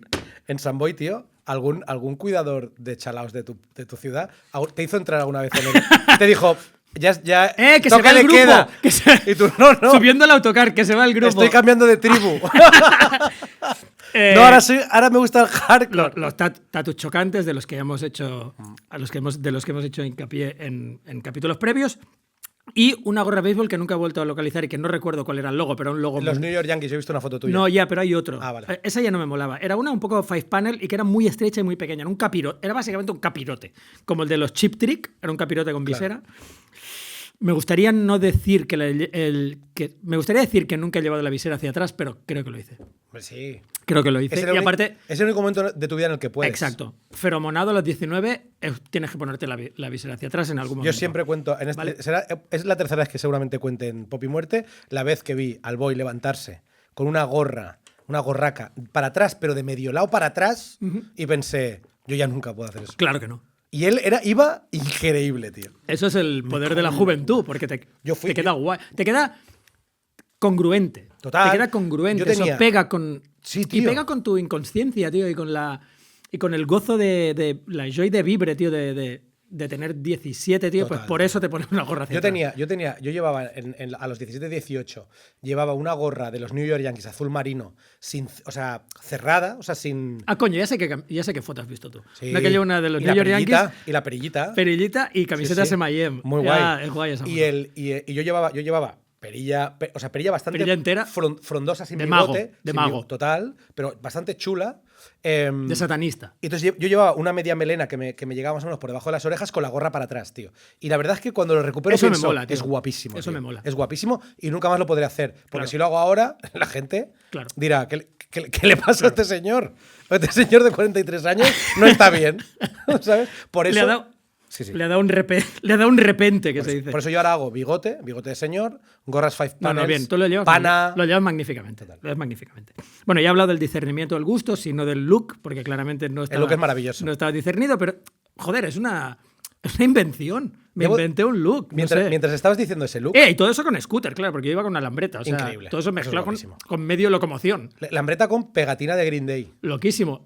Sí que le puse una pegata, es verdad, de Green Day. Pero recuerdas que esto me lo dijo, esto te lo he contado, pero se lo voy a contar a todo Es el verdad, mundo. lleva una lambreta Esto- con hierros y pegatina Green Day. En ¡Toma el, ya! en el cole, tío, el padre del Jairo, tío, un colega de la Leia cuando íbamos al cole, un chaval que es un tío Samboy, el Pedro, un día hablando me dijo, tío, sí, que tú tienes un podcast con Kiko Amán, ¿no? Sí, tal. Yo iba al instituto con él, yo era un poco más pequeño y siempre me acuerdo de la pegatina de Green Day de su moto. ¿Qué dices? O sea, me lo Qué dijo este guapo, pavo, ¿eh? tío. Qué Sí, sí, guapo. sí. O Esa sea, que moto la destrocé en un accidente borracho. Eso es para otro capítulo. Ya hablaremos. No quedó casi nada Pop y siniestros no propios. no quedó casi nada de ella. Sí, sí. Ni intentando quitar La pegatina y no, ¿eh? Se te rompe, ¿no? Fue como un accidente aéreo, o sea, Total. solo quedó la pegata realmente. Bueno, pues entonces tuve el discernimiento del gusto, como os decía. Luego hubo un resurgimiento del talento local. Había los Cornflakes, pero también había los Penguin Village, los Innocents, los Aina, que parecían un club de apreciación de Semayem. O sea, Total. parecían un grupo de tributo, con el talento que no se lo discuto, de Semayem, claro. Todos Sí. estos grupos eran... Aina- parecía realmente una sociedad de apreciación Sí. de los Semayem. Todo el mundo Kiko, sonaba como los Semayem. Aina era Becore, Cornflakes era. Cornflakes Todo el mundo también era eran Becore, Becore, ¿no? todo el mundo era Becore. Luego estaban Outline. Son casetes de Becore, sí, los online también, es verdad. Y, vale, entonces solo quiero mencionar aquí, mi único repente Nostradamus, mi único momento profético de mi vida, que fue cuando lo de Green Day. Yo de Green Day tenía los dos primeros singles, el 1000 Hours y el Slappy, ¿no? Se llamaba Slappy, sí. El 1000 Hours lo habían grabado cuando aún se llamaban Sweet Children. Y tenía el 39 Smooth y el Kerplunk. O sea, eran discos ultra favoritos. Me flipaban, me los sabía de memoria. El Who Wrote Holden Caulfield era mi canción favorita del verano del 92. Y de repente empecé de nuevo a diseminar mi semilla musical en todo mi pueblo. Y pasó lo que nunca había pasado con mis casetes, que es empezaron a proliferar mucho más de lo normal. Claro. Es decir, mucha más gente. O sea, veías pasar un coche con alerón posterior y estaba sonando los putos Green Day. No quiero deducir que todos eran... Pero sí que estaba pasando algo, porque de repente amigos de mis amigos rugbistas, que no tenían ni un solo disco aparte del Born in the USA y uno de Dire Straits, tenían el de Green Day. O sea, cantaban Green Day. Eso fue precisamente justo después del número 1 de Nirvana en abril. Verano del 92. Ah, claro, 92, claro. No, 92, claro. En España, claro. En abril, Sí. Nirvana entra en las listas. Aquí empieza a sonar el Smells Like Teen Spirit en discotecas de barrio, tío. Total. Y empecé a ver a rugbistas saltando con el... Ahí empecé a ver algo está puto pasando y luego empecé a ver eso, en 2 o 3 círculos, en 2 o 3 grados de separación, el triunfo de los Green Day. Total. Y vi, esto nunca había pasado. Además, previo al Duki. Previo al Duki, claro Increíble, que sí. Todo el mundo, o sea, gente de extracción social diferente que venían de otros sitios, empezó a flipar con Green Day. Fue un momento de comunión que no la disfruté porque de joven era un subnormal snob, pero tendría que haberla disfrutado muchísimo más. Yeah. Porque ahora la veo y pienso, hostia, esto era increíble, realmente. Que toda la gente se uniera a eso. Cuando tocaron los Green Day en el Garacha Club, ahí había medio sampoy. Gente que no tenía discos, que no venían de subcultura. Estaban ahí haciendo, saltando con mitiquísimo los demás, concierto ¿sabes? ese, tío. Claro. Entonces hubo el verano hardcore, que es el Celebrated Summer del que ya te contaba, con los Nirvana, etcétera. Un extraño mood general que contribuyó a... Se unió en el descubrimiento de todos estos discos y me pasaron una serie de cosas personales. Este capítulo realmente es un capítulo confesional. Tenía una novia odiosa que se fue a hacer de au pair o de casco azul en alguna zona de guerra o algo así, por lo tanto desapareció de la escena. Mis padres se piraron. Mi némesis se piró también, mis padres estaban ausentes. Oh, wow. Me fui a vivir... O sea, es un poco la biografía de Dahmer, ¿eh? Total. ¿Sí o no? Total. Justo antes del canibalismo. Lo que pasa es que yo, en lugar de irme a vivir solo, me fui a vivir semi-solo. Es decir, a casa de mis abuelos, que sudaban de mí, pero tenían un lado. Claro. Y me dejaban comida. Claro. Me dejaban como boquerones. Por tanto, no tuve que matar. Total. Porque había como unos boquerones allí, con ajo y perejil que me podía comer al llegar de parranda. Eso es lo que hubiera salvado a Dahmer, eran esos yayos. Tenía 21 tacos. Exacto. ¿No es eso? Y los boquerones. Y los boquerones de vinagre. Un buen fartón de No me boquerones jodas. te quita las ganas De de meterle un golpe a un bate de béisbol. De comer torso. Torso humano. Mucho mejor las anchoas. 21 tacos. Habíamos conseguido un libro de recetas médico y empezamos a probar todos los medicamentos por orden alfabético. Esa historia es. Esta historia es real, la puede decir cualquiera de mi panda. O sea, nos fuimos de la A a la Z y fuimos comprando todos los medicamentos que habían y probándolos en un bar hasta que uno nos daba tal, uno nos dormía, uno era antiepilepsia, pero si no tenías epilepsia te tapaba la nariz. O sea, te pasaba una serie de efectos secundarios. Hicimos tantas cosas en nuestra adolescencia y juventud que agradezco no haber tenido redes sociales ni potencialmente móviles, letales, sí. Pero esto, quiero decir, luego descubrimos que... Es Deep Web, ¿sabes? Que si lo grabas, claro. Es Deep Web. A ver, cuando llegamos a la C de centramina, ya dijimos, casi que no haría falta seguir, porque hemos llegado al... O sea, esto es el santo grial. Esto es el santo grial de los narcóticos. Vaya, no hace falta. Valía 100 pesetas una caja de 20. Nos quedamos aquí. Bueno, no, seguimos, ¿eh? Pero, o sea, de hecho, tomar anfetaminas nos hizo dar ganas de seguir con el libro. Claro, porque estamos súper despiertos y atentos todo el rato. Y encima, yo trabajaba en una fábrica de mermelada con mi amigo David Papiol. Y, bueno, ahí también, esto ya no tiene que ver ni con el pop punk ni nada. O sea, iba con tales resacas de haber estado toda la noche de parranda que me ponían una silla. Esto nunca ha pasado en ninguna fábrica. En una cadena de montaje donde se deshuesaban melocotones, me pusieron una silla al final y yo me quedaba dormido. Me quedaba dormido mientras iban pasando los melocotones. O sea, como un discapacitadito que le dejas ahí y que haga su jornada laboral. ¿Vale? Y los discos que escuchaba en esta época eran, pues eso, los de Big Little Car, los de Dog Boys, M.I.M., Snuff, Hardons, Leatherface y los Sensefield. Y me perdí, con los años me perdí por puto imbécil a los grupos ya del 96, 97, 98, que eran Pues ya cuando empezó la parte de radioformulera del Total. pop-punk, Blink, etcétera, etcétera. Sí. Esto lo vamos a meter todo en la newsletter porque voy a meter voy a meter una selección de los discos del Celebrated Summer 92 Qué guapo, y todos los tío. que escuchaba de hardcore melódico, que era claramente mi estilo y el estilo de ese verano. O sea, me recuerdo yendo a la playa con mi colega David de nuevo y escuchando Poison escuchando Idea, los- Poison a los Big Idea, Little ¿no? Car. Y Poison Idea Pues una también. idea también, sí, me gustaba esa parte. Muy Pero me buena gustaba banda. mucho más Ya. la parte melancólica y emotiva. Total. La parte emo, digamos.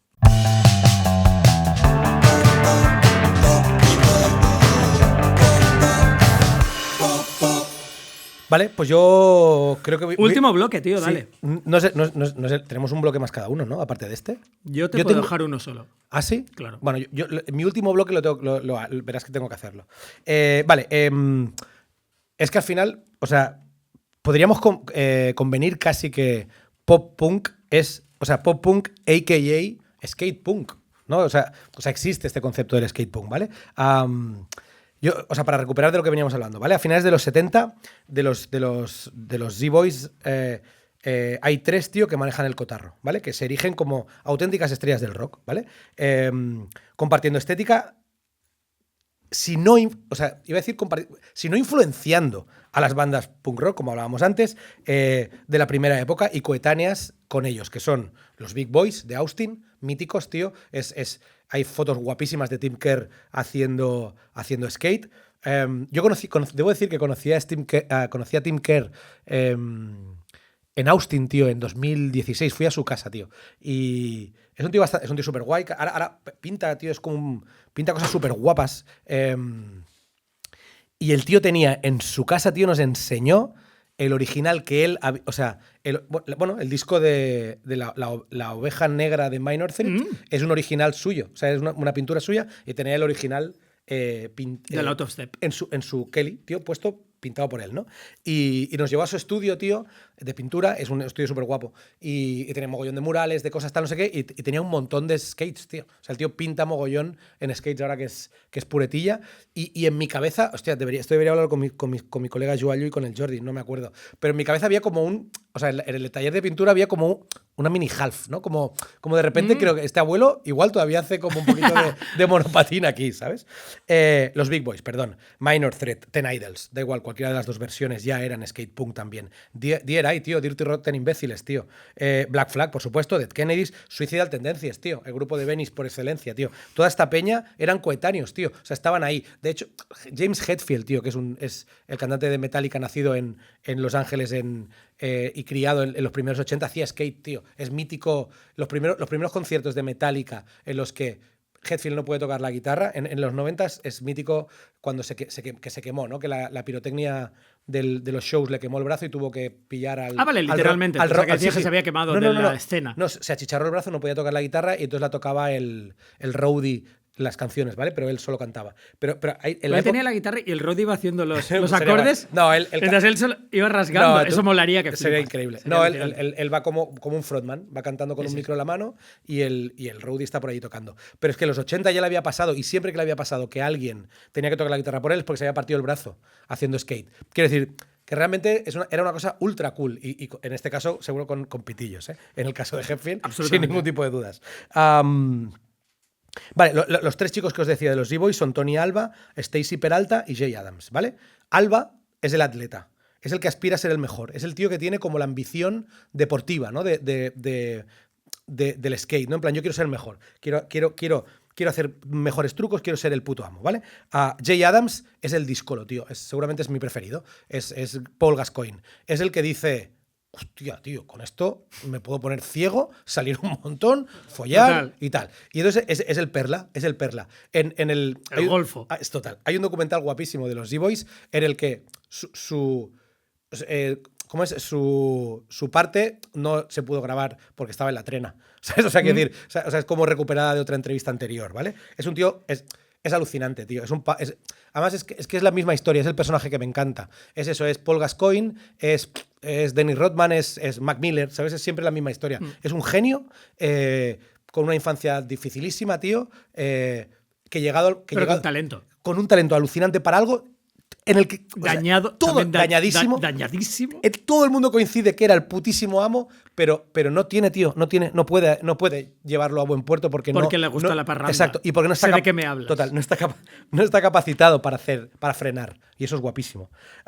Y luego por último, Porque la liada le pierde. Total, le pierde la liada. Total. El concepto la liada, no la Ilíada. La liada es un concepto que ha destruido a las mejores mentes de nuestra generación. Pero además cuando lo oyes hablar, tío, y oyes como los demás hablan de él respecto a fichar por marcas, tío, él lo desprecia, tío. Claro. O sea, él tiene un punto en el que, nadie habla de que haga sentir mal a los demás por hacerlo, pero a él le parece una mierda. O sea, el momento en el que además él decía una cosa muy guay. Jay Adams falleció también, muy joven, creo que es de los primeros en morir después de salir de la trena. Decía una cosa muy guay, dice cuando en las competiciones de skate se empezó a ganar dinero, en las competiciones empezaron a ser aburridas. Ya nadie se divertía. Claro. Había un estrés extra que no había en las Claro. primeras. O sea, yo iba a una competición y era diver y nos lo pasamos de puta madre. Y entonces ya dejó de ser divertido. Y dijo, me voy al bar. Me voy a meter 2 clecas. Claro, me voy a meter la cleca para ver si consigo que esto sea divertido. Le admiramos. ¿Lo es? Le admiramos. Y luego está Es más divertido. Y luego está Peralta. Stacey Peralta es el empresario, ¿vale? Peralta enseguida funda la marca Powell Peralta con Gordon Powell y empieza a seleccionar chicos para hacer un poco lo que habían hecho en la Zephyr Shop con ellos, ¿vale? Siguiendo un poco la estela de los Z-Boys, ¿vale? Además, esto con Powell, ¿vale? Crean el Powell Peralta. Y con Stesic, de nuevo, el artista y luego fotógrafo y cronista, inician una colección de vídeos, que son los vídeos Bones Brigade, ¿vale? Que serían ultra populares en los 80 y 90 y que servirían para descubrir, reclutar y promocionar a futuras leyendas como Steve Caballero y, que se pare todo el mundo, Tony Hawk, ¿vale? Porque ese va a ser el otro punto en el que va a cambiar toda la puta historia, ¿vale? ¿Firmes? Exacto. Pero Nos cuadramos. Peralta es el que se conecta con Tony Hawk, ¿vale? Y otro de los momentos cumbre de la relación punk rock y skate en esta época es la fundación de Epitaph. Epitaph Records es clave, ¿vale? En el 80, Brett Gurewitz, el guitarrista de Bad Religion, funda Epitaph, ¿vale? Para poder publicar el puto primer disco lamentable de Bad Religion, ¿vale? No tan lamentable. No es tan lamentable, pero porque que nadie les iba a publicar, ¿vale? Hay que tener en cuenta que creo que es entre la primera referencia y la siguiente de Bad Religion, o entre los dos primeros. How hell could No be tengo any ni worse. idea, Sí, how hell ni could be idea, any worse. Ni idea. Ni el infierno está chungo como la existencia en la tierra. Total. Y creo que pasan muchísimos años entre referencias de Epitaph, ¿vale? En los 80, tío, o sea, él empieza siempre a moverse. El Brett empieza a moverse entre ser guitarra y principal compositor junto con el cantante de Bad Religion en Bad Religion, pero también el sello y el estudio. Él está como súper interesado en la producción, ¿no? En grabar y en editar discos, ¿vale? En los 80, tío, saca discos increíbles de NoFX, como el S&M Airlines, por ejemplo, o el Suffer de Bad Religion del 88, que es... Suffer es flipante y el No Control también. Es un puto disco alucinante. De hecho, para mí, el Suffer, creo que coincidirá medio mundo, o sea, no es algo que yo esté acuñando, No eres el pionero en decirlo. Igual y la portada es guapísima. Sí, el skater en llamas es increíble. Igual el Suffer, tío, es la piedra roseta, tío. Ya. La piedra roseta del... O sea, alguien podría decir, ¿cuál es el primer disco de pop punk o de hardcore melódico? Es el Suffer. O sea, alguien, no en plan canónico, no en plan que cumple todos los puntos, ¿no? Alguien lo podría decirlo, yo, por ejemplo. Pero siguiendo lo que tú lo has dicho, te has adelantado. No Control, tío. Disco increíble, portada alucinante. Me flipa el No Control. Y con este disco, tío, Epitaph llega a un trato con la mitiquísima revista de skate Thrasher, que elige el álbum como regalo para los nuevos suscriptores, tío. Claro. O sea, y eso es de nuevo otra simbiosis. O sea, el disco lo peta y se convierte en una de las piedras angulares del skate punk, del pop punk o del hardcore melódico para los skaters, porque es el disco que les dan cuando compran la revista. Esto es flipante, ¿vale? Y en ese mismo año, tío, la surfista Kelly Slater, ¿vale? Que igual es una de las mejores... No controlo tanto, pero hasta el momento era la mejor surfista de la historia, ¿vale? Llama por teléfono al guitarra de NoFX y os voy a leer lo que le dice, ¿vale? Lo que sucede. A ver si lo encuentro. Esto es lo saco del Haz lo que quieras, que es el Do What You Want, que es la historia de Bad Religion, que está bastante guay. Muy mal. ¿Escrito? No, creo que está Mal traducido Regu. Pero bueno, es un libro que vale la pena. Si os mola el rollo, vale la pena. Vale, ¿cómo era esto? Ah, sí, dice, Brett no solo se dedicaba a experimentar en el estudio, sino que se afanaba en encontrar formas nuevas e innovadoras de hacer que la música llegara a los fans. O sea, el tío realmente tenía ese afán, ¿no? Por hacer llegar la música a la peña de formas diferentes. Entiendo que como dueño de un sello, ¿no? Dice, a veces esas oportunidades se presentaban por sí solas. Dice, un día estaba sentado en su oficina de West Beach cuando recibió la llamada de Kelly Slater. Entonces, aquí mola mucho porque te reproduce el diálogo, ¿no? Dice, Slater, hola, ¿eres Brett? Brett, sí. Soy Kelly Slater y soy surfista profesional. Sé quién eres. Voy a lanzar un vídeo de surf que venderé en tiendas de skate y surf. ¿Cuánto me costaría incluir tu música en él? Y Brett dice, no te costaría nada. Dice, ¿en serio? Dice, puedes usar gratis todas las canciones que quieras del catálogo de Epitaph. Me harías muy feliz, ¿vale? Esto es clave, tío. O sea, el tío dice, además luego creo que luego dice algo así como, dice, Brett supuso que Slater ya había atentado a grandes discográficas con la idea de que les cedieran su música y que todos le habían pedido una fortuna a cambio. Él hizo todo lo contrario y dejó que se utilizaran sus canciones sin cobrarle nada, ¿vale? Esto provocaría un efecto de continuación, ¿vale?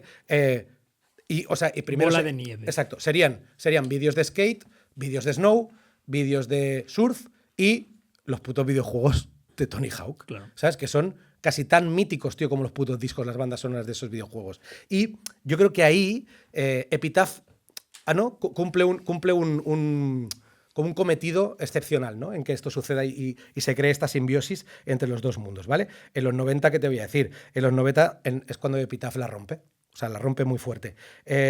A pesar de que en ese momento Bad Religion se marcha en Atlantic, que esto es un momento muy curioso de la historia de Bad Religion, que es... El Against the Grain, ¿no? Sí, total. El Against the Grain es el último que publican con Epitaph, creo, y luego ya los siguientes... exacto, después del Against the Grain. Los siguientes son con Atlantic. Claro. Claro que para él...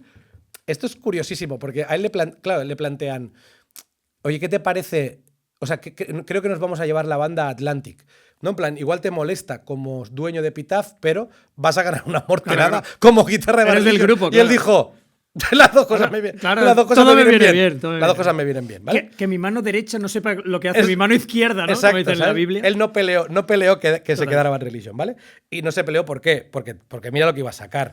En los 90 publica... Yo qué sé, los discazos de NoFX, tío. Publica el Punkin' Drublic. Publica Rancid. He de reconocer que el Punkin' Drublic aún me gusta. Es un disco guapísimo y que tiene un juego de palabras que me encanta. ¿Sabes? Total, me encanta. Rancid, Pennywise, Black Wagon, Millen Collin. O sea, quiero decir, todo. Casi todos los grupos que me irritan, pero el Punkin' Drublic es buenísimo. Sí, o sea, pero son grupos que te irritan, pero son un grueso tochísimo en el mismo sitio. Y lo petan. En una indie, tío, que es muy heavy. Y por supuesto me estoy dejando a Green Day, que a pesar de estar en Lookout, Epitaph es quien le lleva les edita en Europa. O sea, claro. En Europa es Epitaph el que lleva a Green Day y Offspring. ¿Sabes? O sea, vamos a explicar el momento. O sea, el momento. Hay un momento... en que te subes a un taxi y suena aquella de Offspring. Total. La irritante. Total. La Moris, que tiene unos tonos en unos tonos de... Sí. Danza de los 7 velos. ¿Cómo me la gocé en el concierto de Badalona hace poco? Era un prurito ahí inguinal terrible. Me lo pasé súper bien. Putos Offspring. Qué asco dan. ¿Y qué hicieron Offspring en el... O sea, Epitaph era un grupo que perseguía... Algunos de los grupos son grupos un poco jocks, ya, que empiezas a ver como Pennywise, por ejemplo, que son grupos de peña... que levanta, cachas, ¿no? Claro, puede ser. Que levanta pesas en Southern California. No, a mí lo que ya quiero decir, ya no son los nerds tísicos del 84. Y lo que me sorprende mucho de varios de estos grupos californianos, tío, es que todos sus cantantes son peña ultralista. O sea, el Dexter Holland, tío, creo que es es doctor de no sé qué, pollas en Doctor vinagre, de no tío. sé qué, como Te lo Goebbels. juro. No, te lo juro. No. Goebbels también era doctor de algo. Este es heavy. El cantante de Bad Religion, igual. Y el Milo, de cantante de Claro. los Descendants, Milo. dejaba el grupo para seguir estudiando. Quiero decir, iba puteando a la banda para volver a Era gafa. Total. Lo cual Total. implica que era listo. Total, muy heavy. Porque lleva gafunis. Eh, Vale, ¿qué- Benja, ¿tú crees que puedes hacer el siguiente bloque en Sí. 8 minutos? ¿O qué? ¿Cómo Sí, lo ves? Total, déjame acabar ¿Puedes esto muy hacerlo, rápido. no? Sí, lo haré. ¿Qué os estaba diciendo? Ah, sí. Offspring perseguía a Epitaph porque quería publicar con ellos y el primer disco creo que el primer disco de Offspring lo publican con un sello que se llama Nemesis o no sé qué, aunque luego lo reeditarían y es con Ignition en el 92 que Epitaph los ficha y entonces publican el Smash en el 94 y sucede la cosa más alucinante de la historia de la música, o una de las más alucinantes de la historia de la música, que es que una indie, un sello totalmente independiente, vende 20 millones de discos. Esto es una cosa alucinante. No había pasado antes. O sea, todo el mundo necesitaba fichar por una major para que sucediera eso. Y aquí pasa al revés, ¿vale? Empiezan, en ese mismo año 94, inician las colecciones del Punkorama, que se convertirían también en otra forma de conocer bandas, muy guay, o sea, muy bien pensado por él, que son recopilatas, muy sesentero también al final, una lógica muy antigua, ¿no? Empieza a publicar los recopilatorios Punkorama y a finales de los 90, como os decía antes, Epitaph empieza a formar parte de las bandas sonoras, sobre todo del Tony Hawk's Pro Skater 2, que es uno de los videojuegos más míticos de la historia, y supone otro de los espaldarazos para la cultura skatepunk a nivel popular.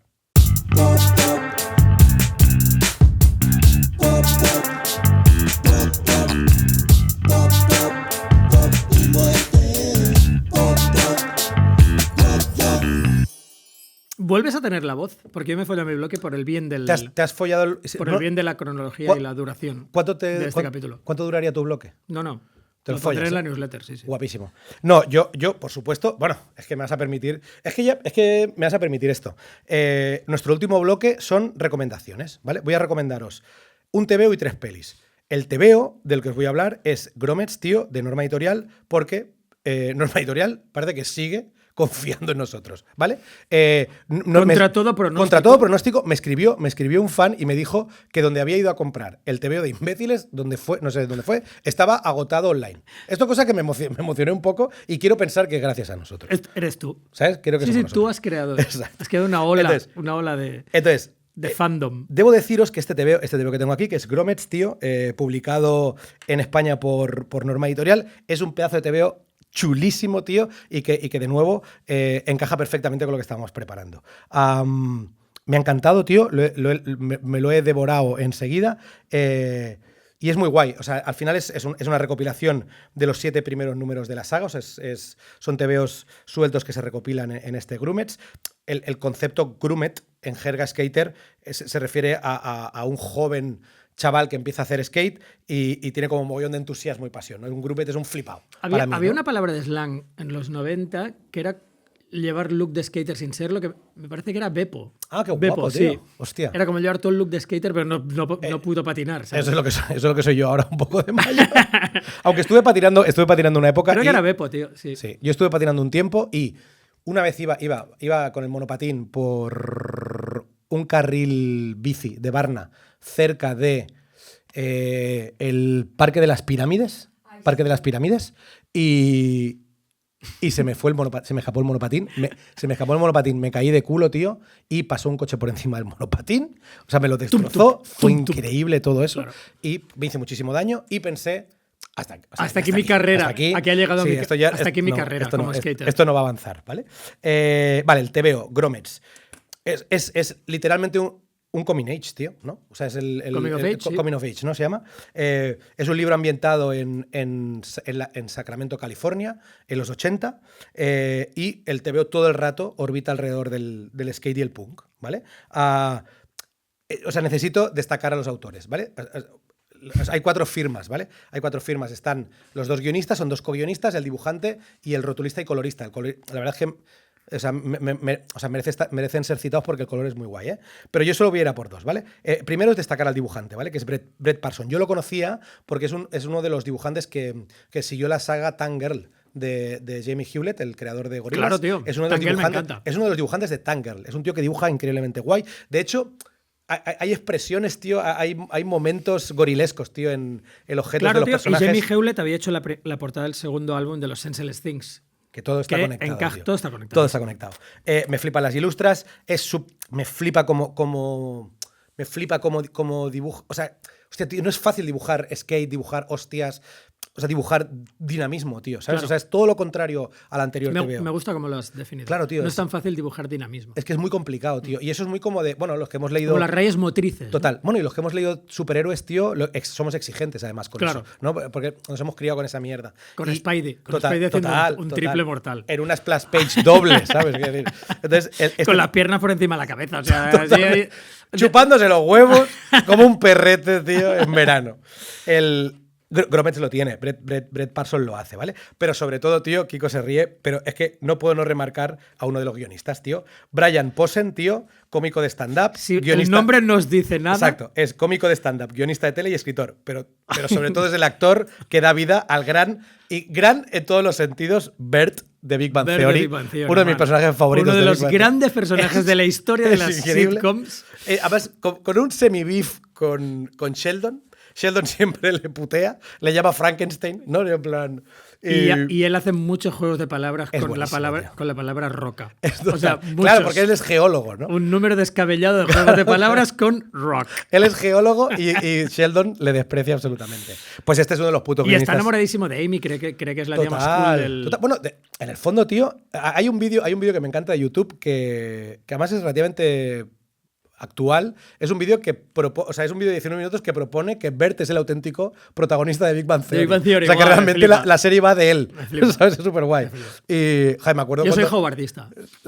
Claro, Howard. Yo soy howardista. Sí. Sin ningún tipo de duda, vaya. Ya, tío, yo creo que te diría Kuzrapali me alucina. O sea, que Taja hable, o sea, sí, es lo alucinante. Y luego... Y el look de Howard es claramente... Total, no disimuladamente power pop. Y creo, y es una serie maravillosa, tío, que consiguió, para mí, meter personajes femeninos y que estuvieran a la altura o por encima de los masculinos. Claro, o sea, cuando entran Amy y ¿cómo es la mujer de Howard era? Bernadette. Son increíbles, son alucinantes. Sin embargo, los secundarios me parecen flipantes. Bert es uno de mis favoritos y el dueño de la tienda de TVOs. Abatido, está muy abatido. ¿Cómo era el nombre? No me voy a acordar. Pero que al final tiene como un rollo con la madre de Howard en su casa. Es alucinante. Pues Bert es uno de los co-guionistas de este TVO. O sea que lo bancamos absolutamente a Bert. Lo dicho, es un TVO. Aquí mi yo del pasado me ha apuntado una cosa. Me dice, es un TVO que relata súper guay. Me dice. No, me dice, Benja, no te olvides que es un TVO. Un momento. Dice, es un TVO. Venga, gilipollas, que te estás no te olvides esta mierda. Dice, es un TVO que relata súper guay la amistad incipiente de dos chavales. Y tienes que decir que después de vuestro verano de las emociones, el TVO ha entrado increíble. O sea, es un TVO perfecto después del verano de junio de las emociones. ¿Vale? Y por último, voy a leer... Junio de las emociones. Voy a leer lo que dice Tony Hawk de él, tío, ¿no? Para acabar de cerrar también un poco el círculo. Tony Hawk dice, Gromets refleja a la perfección lo que se sentía al ser un chico incomprendido en los 80 y por qué la cultura del skateboarding se convirtió en una herramienta gloriosa de salvación para unos pocos afortunados. El grafismo, los comportamientos y el lenguaje de la época están representados con una rara autenticidad que os dejará con ganas de más. Tony Hawk. Amen. Total. Entonces, este TVO, nada más acabar de leerlo, pensé, si recomiendo este TVO, tengo que recomendar 3 pelis. Muy rápido. Puedes ir rapidísimo, ¿no? Hay que recomendar 3 pelis. Este TVO se tiene que ver con 3 pelis. La primera es Midnight. No a la vez. No a la vez. Sería guapísimo. Las 3 pelis y el TVO. Eso intentando comprenderlo todo, ¿no? Todo a la vez. ¿No? Como muy guay. Como los Imandayas de Watchmen. Con 1000 pantallas. Mid-90s, 2018, la peli de Jonah Hill, producida por A24. Increíble. Aquí se tradujo como en los 90. En los 90. Película alucinante, protagonizada por Sunny Sulik, que hace el personaje principal, que tiene una escena alucinante con Alexa Demi, que es una de las protas de Euphoria. De hecho, es una de mis escenas favoritas de la historia del cine, porque representa exactamente la sensación que tienes al salir de haberte enrollado por primera vez con alguien de forma un poco más extensa de lo normal, digamos. Yo tuve esa experiencia muy pronto, a los 12, con una niña de 14, y nunca, o sea, si necesito explicar lo que yo viví aquella vez, solo tengo que poner esa secuencia de mid-90s que me parece alucinante. El chaval sale... Entiendo con ganas de hacer pipi también muy potentes. Sí. Él dice algo así Importantes ganas de hacer pipí. O sea, a él le preguntan, los mayores, al salir de la habitación, los mayores le preguntan, ¿qué tal? Y él está en shock, ¿no? Contento, pero también como sobrepasado, ¿no? Y dice algo así como... Cosquilleo prostático extrañísimo. Dice algo así como, me ha tocado la polla. y empieza a reírse como un loco. Claro. Es un momento alucinante. O sea, de verdad, lo recomiendo muy fuerte. Me parece una preciosidad. La otra peli es North Hollywood, de 2021, de Mike Alfred. Es una peli que me flipa, tío.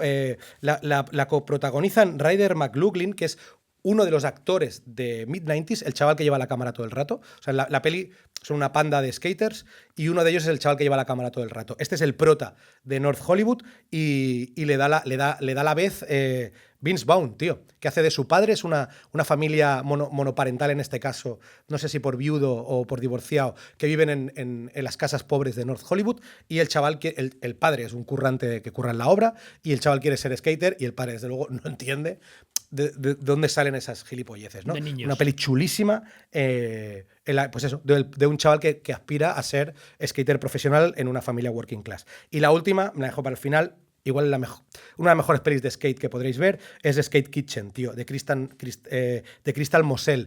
Skate Kitchen nace de un hashtag que se crea en Nueva York cuando todas las patinadoras mujeres de skate de Nueva York se juntan un día para robarles los skateparks a los tíos. Porque lo que los tíos les decían cuando ellas intentaban patinar y no les dejaban es vete a la cocina, go to the kitchen. Ellas hicieron el Skate Kitchen, se quedaron con los skateparks y no dejaron patinar a los tíos. Crystal Moselle hizo una peli. La peli es guapísima. Una de las protagonistas es Rachel Bimber, que es una skater alucinante. A mí me encanta. Lo hace súper bien, además. Es una peli mega recomendable. Funcionó tan bien y fue tan chula la película que HBO acabó haciendo también una serie posterior. Hay una pequeña serie, no sé si de 1 o 2 temporadas, bajo la misma idea de las tías patinadoras, todo muy recomendable y creo que irá en un pack absoluto para que hará las delicias de los fans de Pop y Muerte. Hazte Patreon, Patreon, hazte Patreon, con contenido extra, descuento en camisetas y en verano también está. Hazte Patreon, Patreon, patreon.com/Pop y Muerte.